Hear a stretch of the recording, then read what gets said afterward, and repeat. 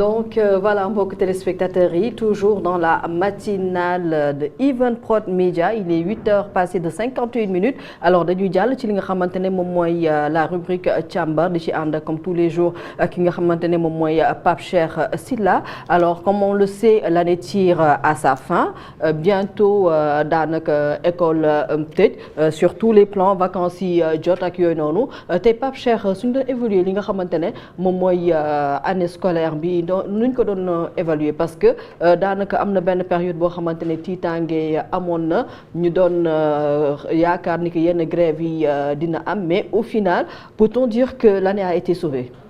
Oui mën nañ ko wax mën nañ ko wax Sénégal quand même am nañ xaw ma intelligence laa koy tuddee wala en tout cas dinañ fexe ba sauver l'essentiel ci fànn yu bari même année électorale bu amee ci la ñuy ëpp perturbation ci milieu scolaire bi mais dinañ fexe man ma ne ba année académique bi ñu ne lii la mu jàll ñu jàll ci leneen université tey xamatoo année bi kañ lay tàmbali kañ lay jeex étudiant bi buy inscrire. Mais comment ça se fait Pape Cheikh maintenant? Bon c'est très compliqué. Les titulaires du pouvoir bi ñëwee 2 ans ngi ni ñu bëgg ko régler mënuñu ko régler.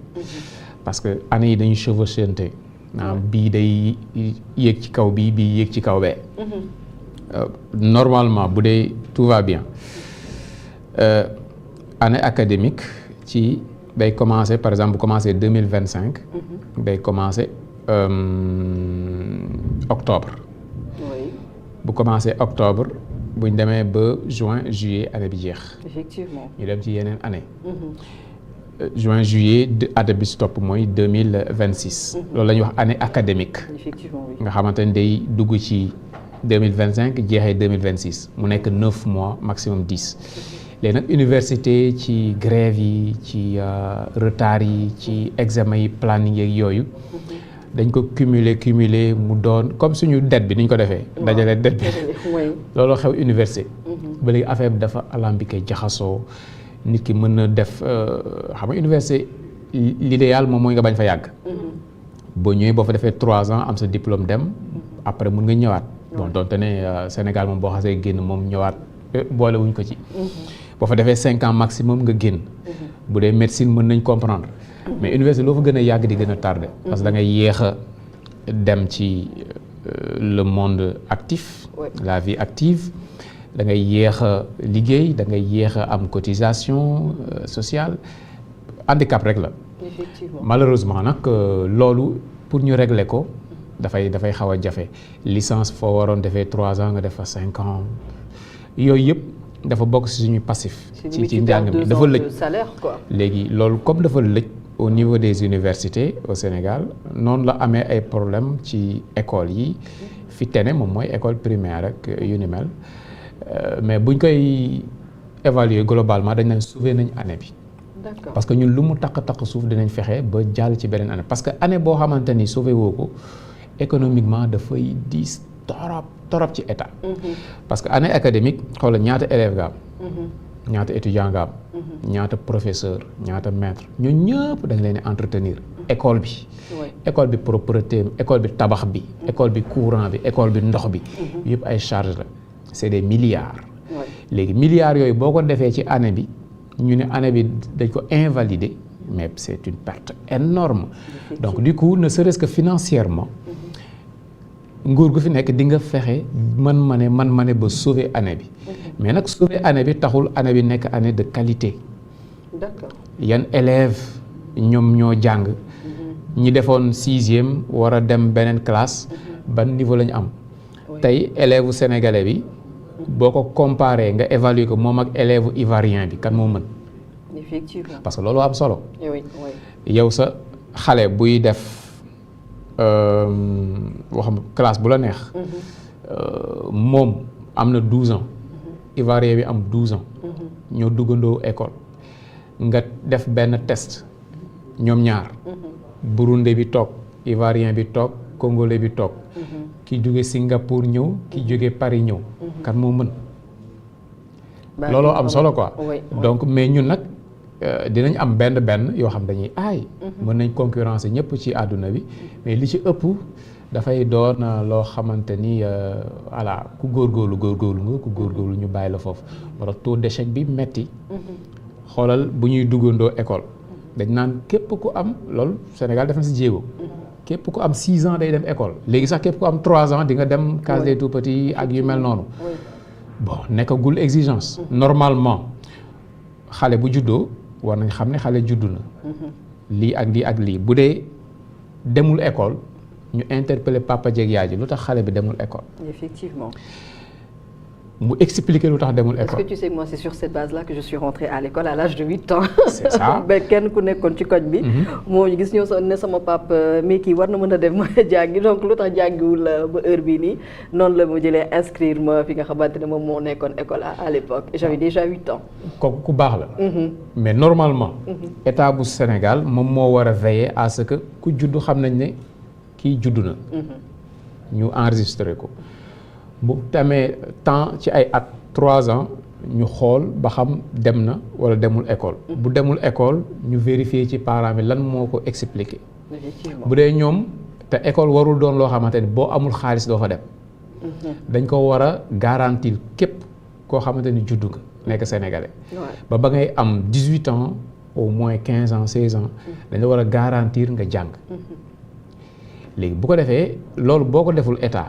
nga investir ci xale boobu di nga investir ci moom ëllëg ci bu gën a metti parce que xale bi bu amul base bi nit bu jàngul ba am niveau BFM par exemple niveau brevet bu jàngul ba nekk foofu pour mu dund ci nit ñi day compliqué même bu nekkoon benn cak-cak rek pour nga ne ko ok jox ma ay brioche kaay livrer ma ko fii pour nga yónnee ko nu mu tuddati guide bi Google Map rek pour mu ñëw day doon problème ci moom fa ngay nekk di nga wax ak moom lu mu la waroon def ci 10 minutes mën na jël 1 heure de temps ba yow nga bàyyi. da koy sentir des fois la différence entre les livreurs yoo xamante ne jàng nañu ak ñi nga xamante ne jànguñu. léegi loolu état daf ci war a taxaw.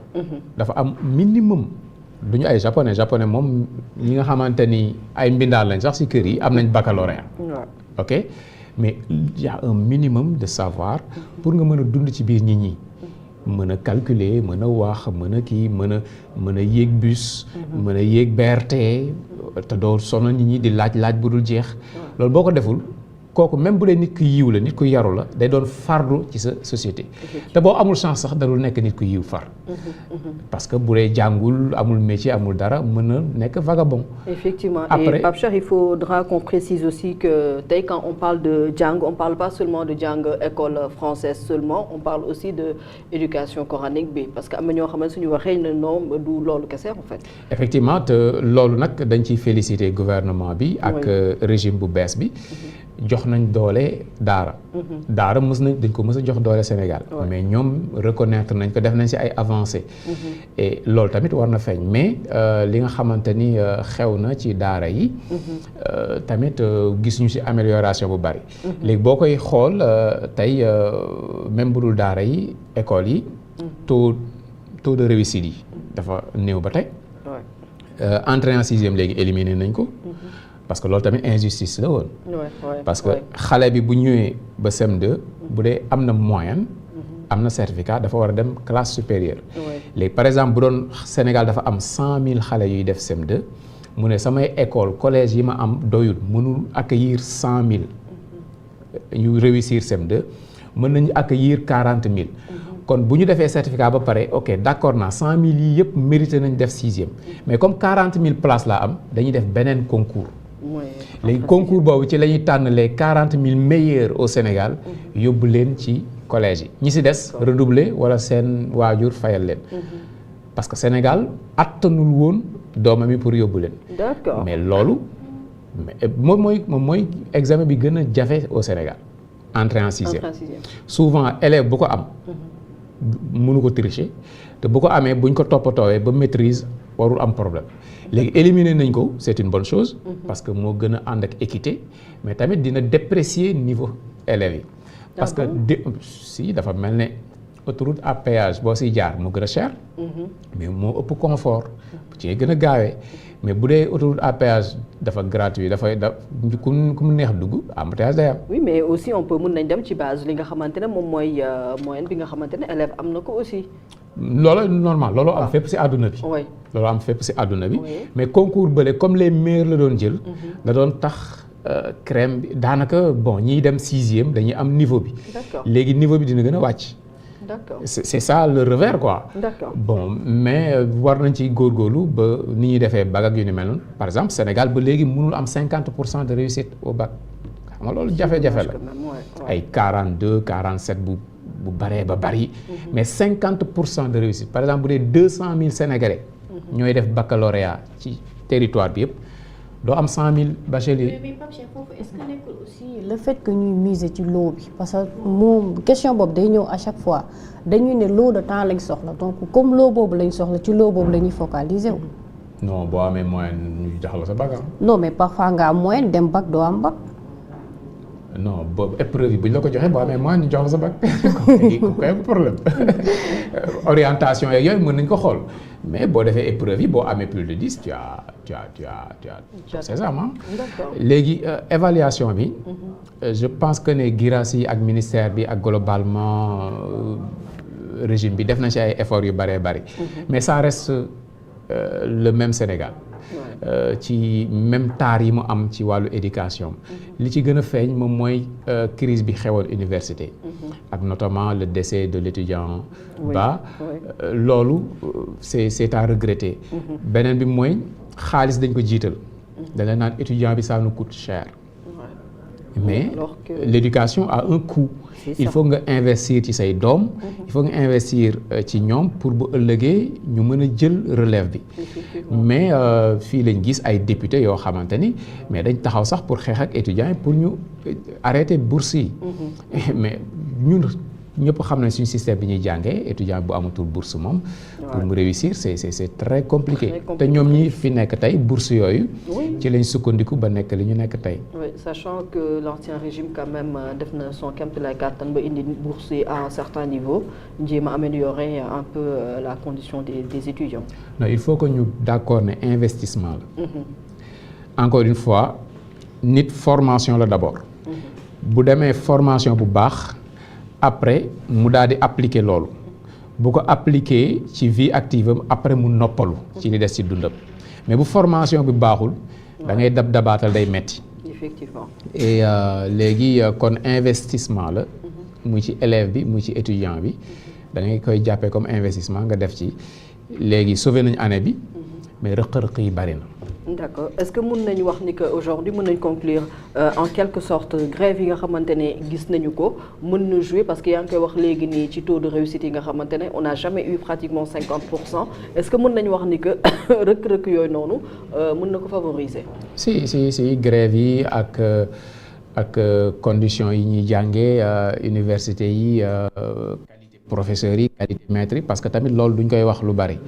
revendication yu bari dafay jëm ci wàllu finance ak bagage yeeg pédagogique mais qualité jàngalekat bi Sénégal jot na ñu ñëw ñu xoolaat ba def benn tri réévaluer ñi nga xamante ne ñooy joxe xam-xam bi ci boppam. alors mu nekk un point très important boo xamante ne je pense que war nañ ci ñëw bu baax a baax te suñu ko doon wax duñu ko jeexal parce que qualité kii di jàngale pour nga gis ko parce que des fois nga gis benn maître boo xamante ne da ngay wax ak moom sax en tant que parent muy def yenn futi et tu te dis kii nan la mën a jàngale sama doom yenn yi donc qualité boobu lan moo ko war a indi parce que aujourd'hui suñu xoolee ñi nga xamante ne ñoom la ñuy tànn ñu nekk ay maître wala yenn professeurs yi et tout ça ñenn ñi comme démb nañu doon waxtaanee ci benn sujet boo xamante ne c'était sensible dañ koy def parce que des fois duñu am yenn niveau yi mais bëgg dem liggéey ñu def concours bi ñu jàll dem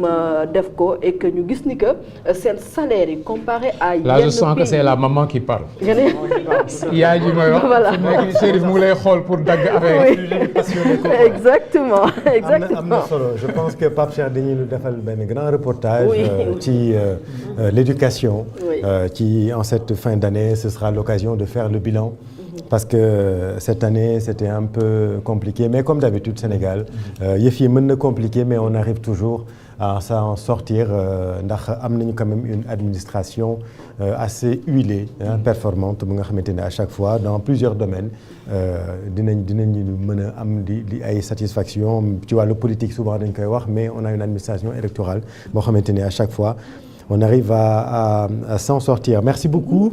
Merci beaucoup chérie. Merci beaucoup, ça fait rire. Parce que ni ma këfee moo la def rire quoi. Parce que le matin c'est une course contre la montre. Et que bu ngeen gisee actuellement régie bi yéen a ngi dégg parce que waa 12e gaynde ñoo ñëw te 12e gaynde xam ngeen fu ñu ñëw commencé yëngal. loolu moo tax ba pare sunu gan tamit yegsi na Mamadou Diallo mi ngi fii tey jii on va beaucoup parler sport et on va beaucoup parler football noonu sax dañuy dem laata ñuy bàyyi Lalla Rassoul mu ñëw itam ci focus politique ndax am na solo dañuy seetaan avec la régie le reportage du jour ñu ngi ko def ci